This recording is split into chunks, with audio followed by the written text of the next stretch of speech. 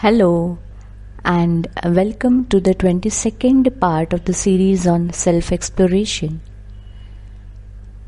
The second part of our discussion on wishes. Those who have directly landed on this part, please find the link below for the previous part. You may enjoy this part after having listened to that part. Joining the dots, contemplating, comprehending and sharing it with all like-minded people, those who may enjoy it like I have enjoyed, those who may learn from it like I have learned in my life. All that will sound great is the grace of all those who have blessed me. And all that sounds not so great is my limitation. So let's continue our discussion on wishes. We are talking about wishes and the nuances of fulfillment of wishes. It all started with a guided meditation that I brushed across on wish fulfillment. As explained in the first part, I followed the steps that were given to me in the guided meditation. I honestly closed my eyes, tried to imagine short-term wish, what do I want? Long-term wish, what would I want? Specific wish.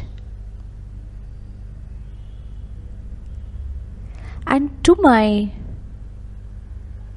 pleasant surprise, the only answer I got from within was, "What more do you want, baby?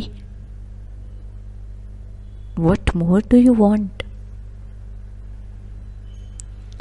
Years ago, the words that had flown out of my pen were these: खुद के लिए कभी कुछ मांगा हो, खुद के लिए कभी कुछ मांगा हो तो हमें कसम है, आज भी अगर हाथ उठाए है तो कसम न टूटे, बस एक ही दुआ है अल्लाह रहमगर से कि इस बंदे के हाथों कभी किसी का दिल न टूटे. I vouch if I have ever asked something for myself, and today also if I have raised my hands to ask for something, it's only a request that may no one get hurt from me anytime.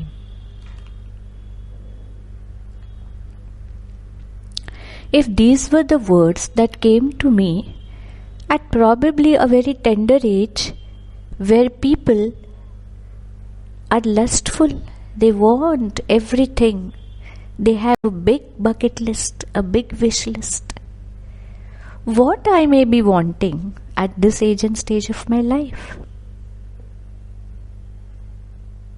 One of my revered teachers always used to quote these words from a very powerful religious script in Marathi, the Datta Prabodh, which said, "Eka na magata dene, eka magata na dene." Some people get it without being asked, and some people don't even get it after they have asked for it. Why? How does this happen? We are too small to understand the nuances of asking something. When we ask for something, we have asked for the whole package, and what will come in that package, we will have to accept it all. I am not having a child and I ask for a child. Probably I am not destined for it and I ask for it. You ask for it and it is given. In not giving a child, the God may be having some better plan for you, but you asked for it.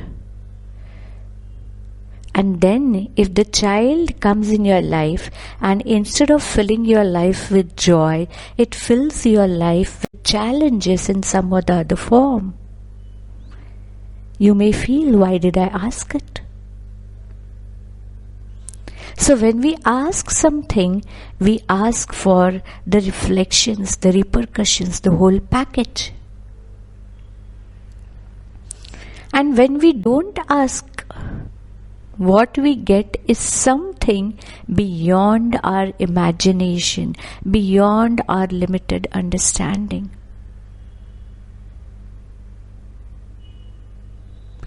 Recently, I heard this short story.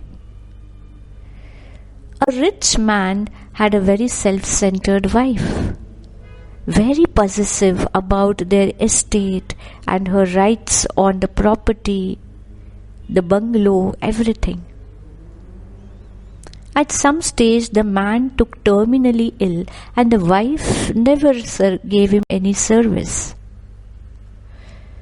They had to hire a nurse who was very, very loyal, and she served him more than anybody else, beyond the remuneration that she got for her service. After the man died, in his will, all his money, all his fluid was given to the nurse. And all the built property, the house and the area around it, the bungalow, was given to his wife. People felt that the man did this to his wife as a part of his duty or law. But what he wrote in the will was this, that I never wish to give anything to my wife because she has never been good to me. But she has created so many negative vibes in this house with her petty thoughts and her small gestures that I don't wish this house goes to somebody with those vibes. Let her only live in it with those vibes. What a different thought. What a different take. And we sometimes keep feeling that after so and so, I have not inherited this, I have not inherited that. It could be a blessing. It is a blessing that we never gauge with our limited and materialistic understanding. So not getting something sometimes is a bigger reward than getting it. And when we ask for something, are we asking the trouble? We need to think when we wish for something. This is what I strongly believe. In a very popular chanting in our Marathi Ram Raksha, there is a verse that says, Patala bhutala vyoma charana chadma charinaha na drashtumapi shaktaste rakshitam ramanamabhi.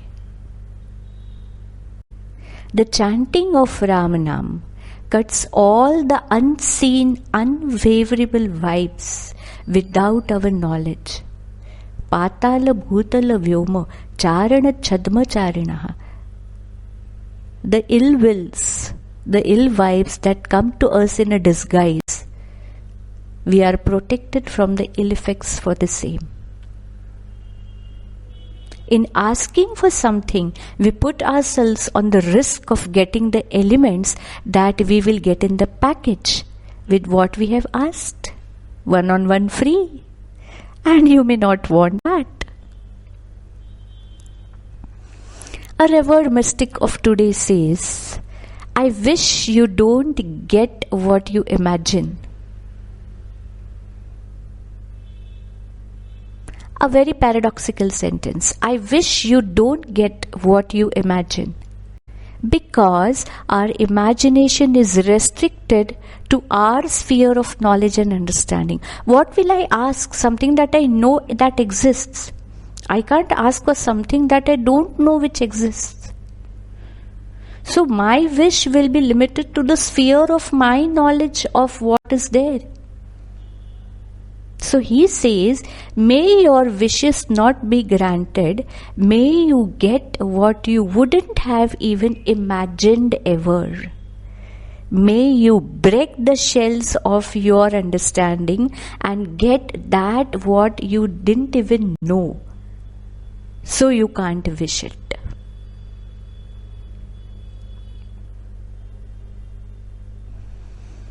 I may not ask for anything, but I may conspire with the Almighty, the God who is the closest friend of every soul.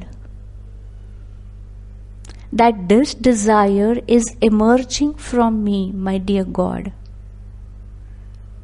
तुझं वाचुनी इतराते दीनमुख पसरोनी काय मागावे? To whom should I share my secrets? And moreover, the omnipresent power doesn't even need for us to convey that this is happening. Because what emerges out of you involuntarily needs no words to convey.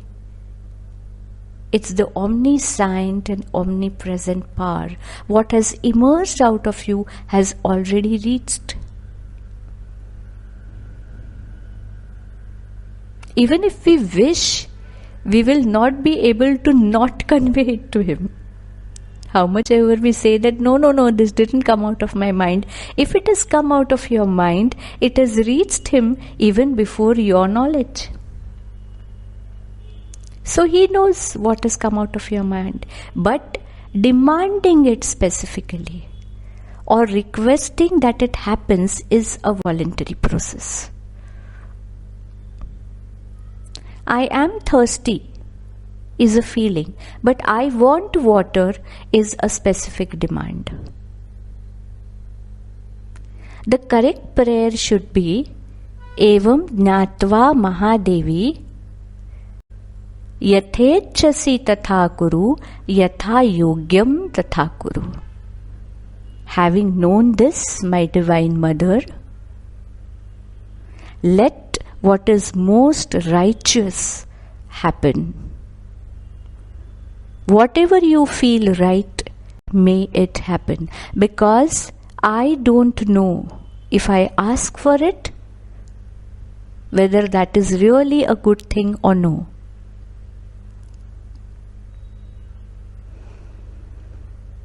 An authority today always says that not even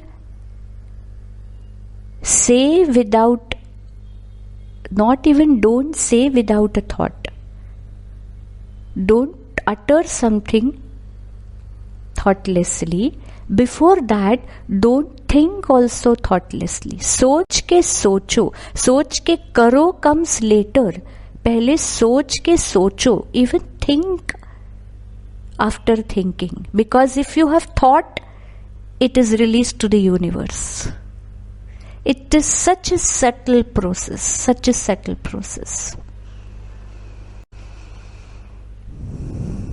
Trying to put it to the best practice on personal front. Consciously not demanding anything for the same reason that you know it better. Whether it should happen, if it should happen, when and how. Like Joe Dispenza says in Breaking the Habits, that if you have handed over your cards to the Almighty, let Him plan when to make it happen, how to make it happen, whether to make it happen or no. Don't suggest Him plan A, plan B. Don't think to yourself, just leave it.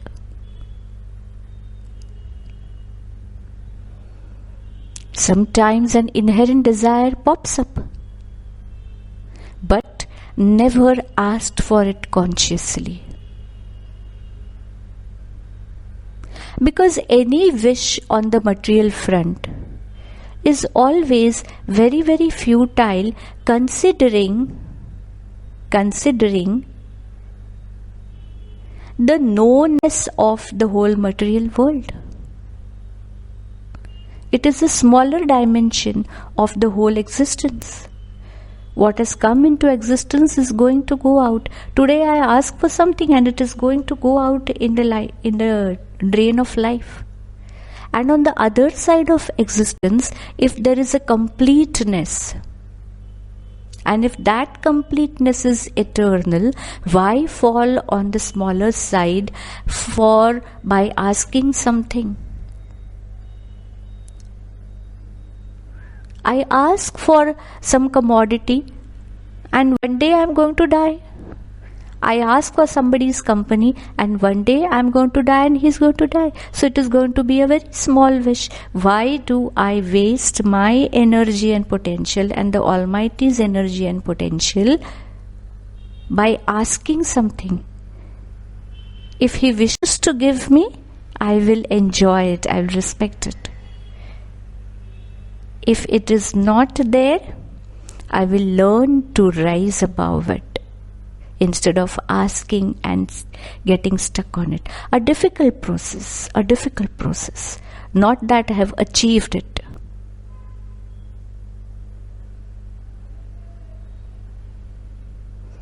The Divine Mother is supposed to be the one who gives all the pleasures of life and then the bliss beyond it.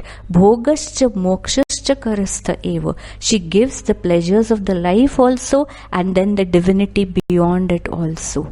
So when to take us on that side of it? We need to loosen our ropes and be acceptable to the vibes that are naturally coming or things that are naturally happening. It is about the trust that the Divine Mother will keep and make my life complete. And what is being given is complete. To see the completeness in the apparent unfavorability is stepping up in consciousness. It is the waiting period of Sudama from having started from Dwarka to Sudampuri. It's about the trust. Wait and watch. The signature quote of our eminent saint Sai Baba says Shraddha and Saburi. Trust and wait, patience. Just thought of this. The deeper and deeper your roots go in all these thoughts, the more and more you penetrate within with all these thoughts, firm beliefs, training your mind again and again, keeping yourselves as calm as possible again and again. You go deeper and deeper. And we start drawing greater and greater nourishment from the deep soils. And the more nourished our roots become, the greener the outer side of the tree starts looking. The greener and the fresher, the deeper the roots, the greener the leaves and the wider your branches.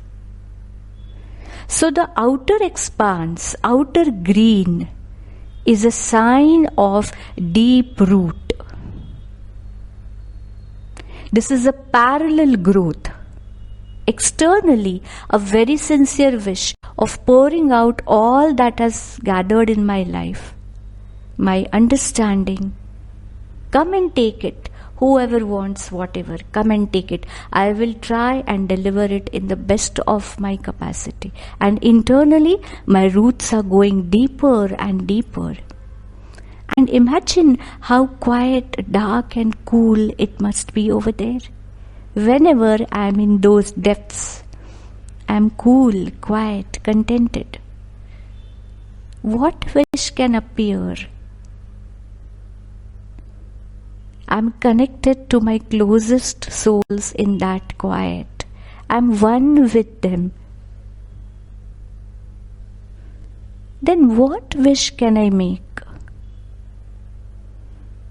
when I don't feel even one breath away from them, what should I wish for?